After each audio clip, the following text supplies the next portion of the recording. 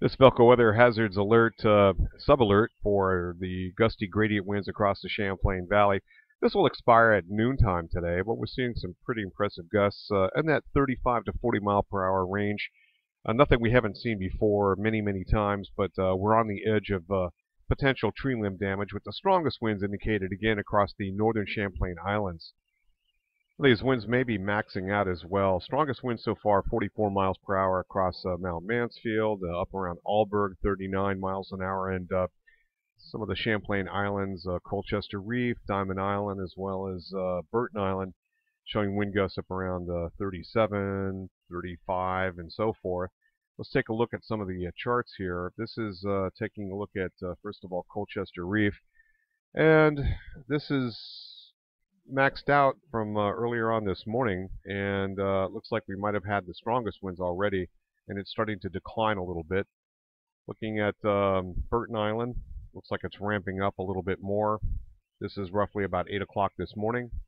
And then at Alberg, looks like wind gusts in that 35 to almost 40 mile per hour range. And last but not least, Mount Mansfield looks like it's probably at its maximum, maybe already starting to decline just ahead, just a little bit as we sort of ramp down in the winds a little bit later on this morning.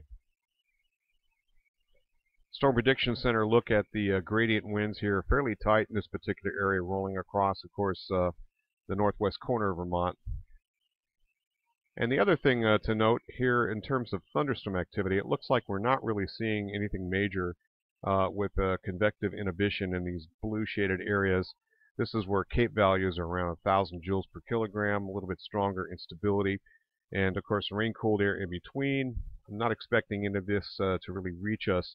However, it will catch the southern, southwestern corner portions of Vermont as we get into just some minor Cape, so a little bit of instability will bring out a risk of thunderstorm activity, especially in the southern four counties of Vermont. Notably, probably Bennington County has the best chance for that. So part of the culprit here is these stronger 850 millibar winds. You can see the reds. These winds are a little bit stronger, 45 knots, for example, and they're kind of cutting across the northwest corner of Vermont. If we look at just the surface winds or 10-meter winds, you can see that these stronger winds are just channeling across the Champlain Valley. This Velco weather sub-alert for the gradient winds will expire at noon today. And last but not least, I want to show you what will be some heavier precipitation in the making coming at us. This is a storm system, part of a secondary area of low pressure that's going to be working and sort of rippling along this frontal boundary. And this is going to be tracking across our neck of the woods. It's producing quite a bit of shower and thunderstorm activity, with even it looks like a warning recently just put out a little bit south and east of Buffalo. But this area has had a pretty healthy shot of rainfall, has a history, and this is what we'll be tracking in across our region. Again, the possibility of a few embedded thunderstorms, fairly weak thunderstorms to be expected across portions of southern Vermont. That's it for now. Roger Hill, Wuthering Heights.